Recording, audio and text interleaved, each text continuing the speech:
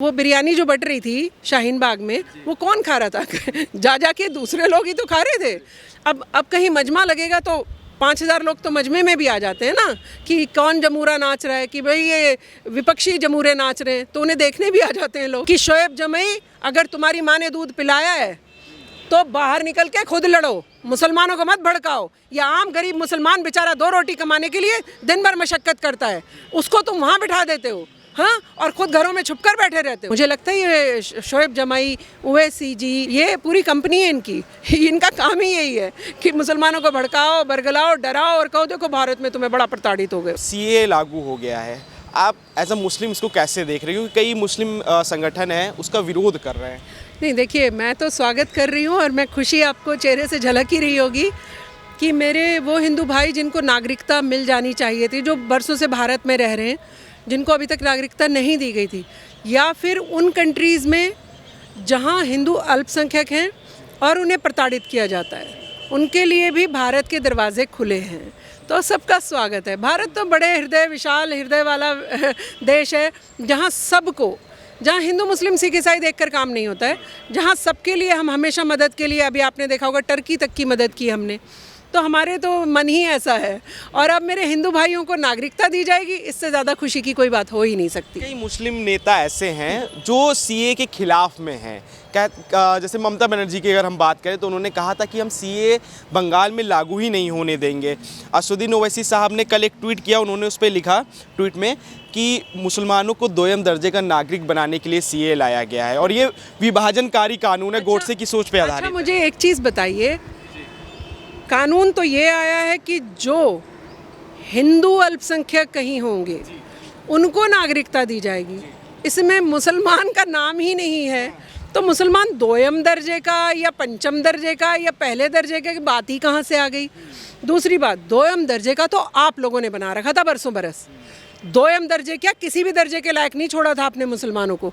मुसलमान को टायरबाज, पंचरबाज, पत्थरबाज, आतंकवादी, ये नाम किसने दिलवाए? ये नाम आप लोगों ने दिलवाए हैं। ये आपने अनपढ़ बना के रखा है मुसलमानों को। और आदमियों की बात छोड़ दीजिए, मुसलमानों की, उन्हें जो बिगाड़ा सो बिगाड़ा, धर्म के नाम पर बिगाड़ा। उन मुल्लाओं के हाथ में आपने कमान दिए रखी जिन्होंने इस्लाम धर्म सही से समझाया नहीं, जिन्होंने कहा 4 शादी कर लो कोई बात नहीं, जिन्होंने 4 शादी क्यों करनी है या क्या करनी है, क्या लिखा है, कॉन्सेप्ट कुछ और है, बताया कुछ और। 72 हूर ये कॉन्सेप्ट है नहीं, लेकिन बताने दिया आपने। ये आपने बताने दिया मुसलमानों को बहकाने के लिए, बहलाने के लिए, फुसलाने के लिए, उनकी वोट बैंक के लिए। आपने सारी ज़िंदगी मुसलमानों को पढ़ने नहीं दिया। और मुसलमान पुरुषों की बात छोड़िए, महिलाओं का तो कोई नाम भी नहीं लेता था। मुसलमान औरतें, अरे भाई, अगर एक गुड़िया याद होगी आपको, बहुत साल पुरानी बात है, कि उसका पति चला गया, फिर देवर के साथ शादी करो, अब देवर के साथ नहीं करो, फिर पति आ गया, अब इसके, इन चीज़ों में उलझा के रखा है आपने बरसों बरस मुसलमानों को। आपने तो मुसलमान को कभी देश की मुख्यधारा से जुड़ने ही नहीं दिया। आप चले हो हितैषी बन के हमारे। अच्छा, आप हमारे हितैषी हो। सारी ज़िंदगी मुसलमानों को दबाने, कुचलाने और पिछड़ा रखने वाले लोग, जब सच्चर कमेटी की रिपोर्ट क्या हमारे राज में आई है? सच्चर कमेटी की रिपोर्ट कांग्रेस के राज में आई, जिसने कहा मुस्लिम दलितों से भी पिछड़ा हुआ है। फिर भी शर्म नहीं आई इनको, फिर भी मुसलमानों का नाम लेते हैं। मतलब शर्म से डूब के जिन नेताओं को मर जाना चाहिए। देखिए, अब ओवैसी जी क्या कर रहे हैं?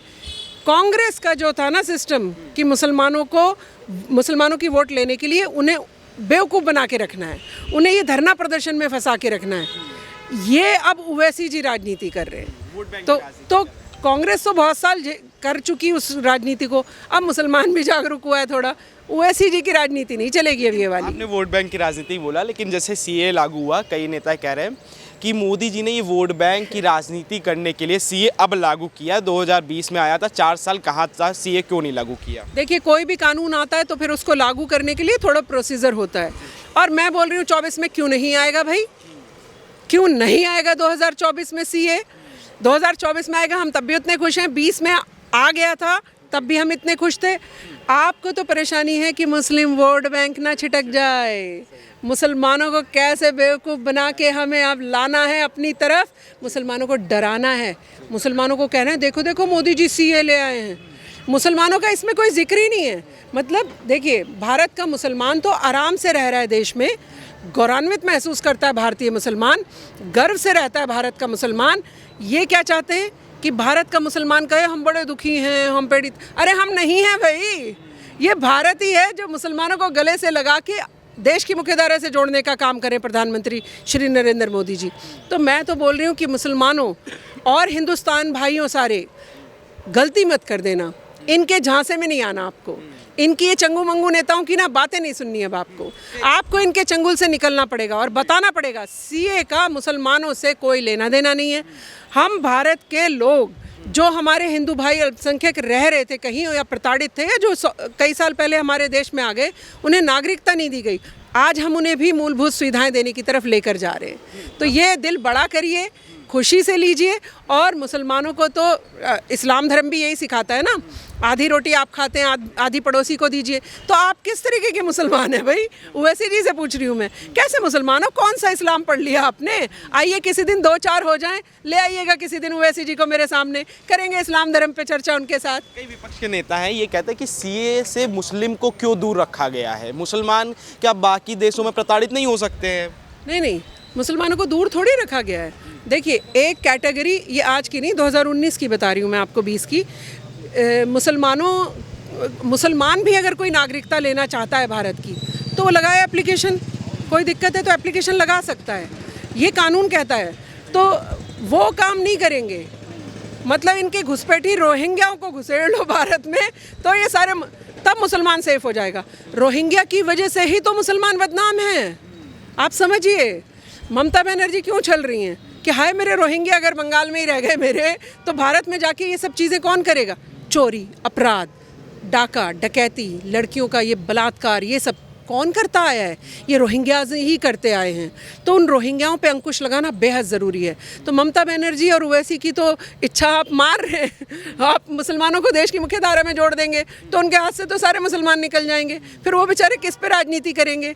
इसलिए वो भड़का रहे हैं कि आइए शाहीन बाग टाइप कुछ नया प्रदर्शन किया जाए। पर मैं हिंदी भाषा में ओवैसी जी और इस तरीके के नेताओं को एक संदेश देना चाहती हूँ कि अब प्रशासन चूड़ी पहनकर नहीं बैठा रहेगा कि आप सड़कें जाम कर लीजिए और किसी के पिता की मृत्यु हो जाए अस्पताल ना पहुँचने पे, बच्चे स्कूल में बेचारे पढ़ाई करने ना जा पाएँ। अब ये नहीं चल पाएगा, मुश्कें कसी जाएंगी अगर किसी इस तरीके का उपद्रव या इस तरीके का प्रदर्शन की मंशा भी पाली किसी ने। तो ये मेरा संदेश सब तक पहुंचा दीजिएगा। असम में तो प्रदर्शन होने की शुरुआत हो चुकी है, 30 मुस्लिम संगठन प्रदर्शन करने वाले हैं असम में। नहीं, देखिए, मुस्लिम संगठन कौन है? ये वही मुस्लिम संगठन है, आम मुस्लिम से मत तोला करिए इनको, जो भारत का नागरिक मुस्लिम है। और ये जो संगठन जिनकी बात कर रहे हैं आप, इन्होंने ही तो बरगलाया सारी ज़िंदगी मुसलमानों को, इन्होंने ही तो भड़काया, उकसाया। आप एक नेता का नाम बताइए जो ये कहने बैठा हो कि मैं मुसलमानों का हितैषी, मैं धरती पर बैठूंगा अब यहाँ पर ज़मीन पर। किसी नेता को बैठे देखा है आपने? मुसलमान कौन बैठता है? वो बिरयानी जो बट रही थी शाहीन बाग में, वो कौन खा रहा था? जा के दूसरे लोग ही तो खा रहे थे। अब कहीं मजमा लगेगा तो 5000 लोग तो मजमे में भी आ जाते हैं ना, कि कौन जमूरा नाच रहा है, कि भाई ये विपक्षी जमूरे नाच रहे हैं, तो उन्हें देखने भी आ जाते हैं लोग। तो मैं तो सारे ये विपक्षियों से बोल रही हूँ, जो थोड़ी बहुत सीटें बची हैं ना, अगर चाहते हो वो बची ही रहें। अगर चाहते हो कि सत्ता तक तो नहीं कभी भी पहुँच पाएंगे अब, लेकिन वो जो कितनी थी 40-42 जो भी थी, 4 नहीं चाहते हो कि वो 44 की 4 रह जाएं, तो सीए में हाथ मत डालना। मैम, जैसे मोदी जी के ऊपर एक सबसे बड़ा आरोप लगता है कि वो मुस्लिम विरोधी हैं। अब सीए ले आए तो प्रूफ हो जाएगा कि मतलब मोदी जी मुस्लिम विरोधी है। जो नेता है मुस्लिम को सो कॉल्ड नेता जो अपने को बोलते हैं मुस्लिम्स का, वो तो प्रूफ करने में लग गए हैं ये चीज़। देखिए, कौन क्या प्रूफ करता है, अब राजनीति उस पर नहीं चलती है। हमारे देश की जनता बड़ी जागरूक हुई है, बड़ी समझदार हुई है, और कोरोना के बाद तो शायद भगवान ने ही हमारे दिमाग के द्वार खोल दिए, मुझे ऐसा लगता है। कोरोना के बाद तो हम और चीज़ें समझने लगे हैं। एक प्रधानमंत्री जो कभी भी वोट बैंक की राजनीति नहीं करता, एक प्रधानमंत्री जो कभी ये नहीं सोचता मेरा पद छिन जाएगा, एक प्रधानमंत्री नरेंद्र मोदी जी जो कभी ये नहीं सोचते 370-35 से हटा दूंगा तो क्या होगा, जनता नाराज़ भी तो हो सकती है। राम मंदिर बन जाएगा, जाके हम वहाँ प्राण प्रतिष्ठा करवा देंगे तो कोई नाराज़ ना हो जाए। वो पहला प्रधानमंत्री है जो राजनीति नहीं करता इन चीज़ों पर। वो कहता है कि भारत अग्रसर रहना चाहिए प्रगति के पथ पर, भारत के नागरिक सब एकजुट, हिंदू मुस्लिम सिख ईसाई ऐसे एकजुट रहने चाहिए। फूल अलग अलग कलर के हैं लेकिन गुलदस्ता हमारा बड़ा भारी भरकम खूबसूरत दिखना चाहिए। ऐसे प्रधानमंत्री की बात मानूं या ये चंगू मंगू नेता जो सारी ज़िंदगी मुसलमानों को प्रताड़ित करते रहे, सारी ज़िंदगी हलाला 3 तलाक इन चक्रों में फंसाए रखा, इनकी बात मानने की ज़रूरत है क्या मुसलमान को? मैं मुसलमान भाइयों को आपके माध्यम से एक संदेश दे रही हूँ, सीए से आपका कोई लेना देना नहीं, ना आपको कोई बाहर निकालने जा रहा है, ना आपका कोई मतलब है इस बात से। ये वो अल्पसंख्यक हिंदू भाई जिनको नागरिकता मिलेगी, वो किसी कंट्री में प्रताड़ित हैं तो हमारे भारत में आ सकते हैं। और आने वालों की बात नहीं चल रही, यहाँ की करोड़ों हिंदू भाई आ रहे हैं, जो रह रहे थे उनको नागरिकता मिल जाएगी। हिंदी में छोटी सी बात है, समझ आती है तो ठीक है, वरना तैयार रहिए, तैयार रहिए प्रशासन के लिए, तैयार रहिए हमारे जैसे लोगों से उलझने के लिए। अब हम आपको चक्के जाम नहीं करने देंगे। शोएब जमई जब शाहीन बाग चल रहा था, जहां वो गरीब बुरके वाली बिठा रखी थी, जहां वो बिरयानी के और बहुत सारी चीज़ों के प्रोग्राम चल रहे थे, वो मैं ख़राब शब्द इस्तेमाल नहीं करना चाहती हूँ, क्या क्या चल रहा था वहाँ। मैं ये पूछ रही हूँ कि ये शोएब जमई से एक बार मेरे साथ बहुत डिबेट में रहा है, तो पूछा, बोले मेरा कोई लेना देना नहीं है। भाई जब आपका कोई लेना देना नहीं है, मुस्लिम के हितैषी कैसे बने घूम रहे हो आप? या तो सीना चौड़ा करके बोलो कि हाँ हम भड़काते हैं, हम बरगलाते हैं मुसलमानों को, हम शाहीन बाग बनवाते हैं और ख़ुद घरों में छुप कर बैठे रहते हैं, या तो ये बोलो। या फिर माँ ने दूध नहीं पिलाया है तो ये एक्स पे लिख के सिर्फ टीवी डिबेट में आने के लिए और अपने नंबर बनाने के लिए और वो फंड इकट्ठा करने के लिए जिसके लिए बरसों से काम कर रहा है वो शोएब जमई, बताइएगा उसे, सुनवाइएगा मेरी बाइट ज़रूर कि शोएब जमई अगर तुम्हारी माँ ने दूध पिलाया है तो बाहर निकल के खुद लड़ो, मुसलमानों को मत भड़काओ। या आम गरीब मुसलमान बेचारा 2 रोटी कमाने के लिए दिन भर मशक्क़त करता है, उसको तुम वहाँ बिठा देते हो, हाँ, और ख़ुद घरों में छुपकर बैठे रहते हो। तो ये सब अब चलेगा नहीं। आप शबनम खान और शबनम खान जैसे मुसलमान खड़े हैं तुम्हारे उस मुसलमानों को भड़काने और बरगलाने के बीच में। हम हैं दीवार, चाइना की दीवार आपने सुनी है ना, अब भारत में शबनम खान की दीवार खड़ी है। बिल्कुल। मैम, अखिलेश यादव और अरविंद केजरीवाल ने सीए पर बयान दिया। उन्होंने बोला कि पहले मोदी सरकार देश की आम जनता को तो नौकरी दे दे, रोजगार दे दे, बाद में दूसरे देश के अल्पसंख्यकों को। मैं आपको एक चीज़ बताऊं, जिसने काम करना है भारत में करोड़ों अपॉर्चुनिटीज़ हैं, मैं बता रही हूँ आपको। मैं औरतों को, मैं अभी 700 किलोमीटर दिल्ली से अकेले पैदल अयोध्या यात्रा करके आई हूँ, श्री राम के दर्शन करके आई हूँ, और मैंने देखा जो काम करना चाहता है वो औरत घर में झुग्गी में बैठकर भी काम कर रही हैं। और उत्तर प्रदेश में अपराधी की हिम्मत भी नहीं, एक अकेली शबनम खान चली है, 700 किलोमीटर की यात्रा की है, प्रभु श्री राम के दर्शन किए पूरे सम्मान सहित, एक कोई अपराधी दिखाई नहीं दिया है मुझे, एक अपराधी। तो आप सोचिए कि अखिलेश भैया वो चंगू मंगू नेता वही वाले विपक्षी, इन सब का काम है 2024 इलेक्शन से पहले जनता को कितना भड़काया जा सकता है। भड़का कर अगर कुछ निकलता है तो ठीक, नहीं तो मुंह दबा के तो बैठना ही है फिर आखिर इनको मुंह छुपा के, क्योंकि ना मुसलमानों के थे ये, ना हिंदुओं के रहे कभी। पहली बार मेरे भारत में ना मैं हिंदू भाइयों को कुछ बोलते सुन रही हूँ, कसम से डरते थे, कहते थे अल्पसंख्यक बुरा ना मान जाए भाई।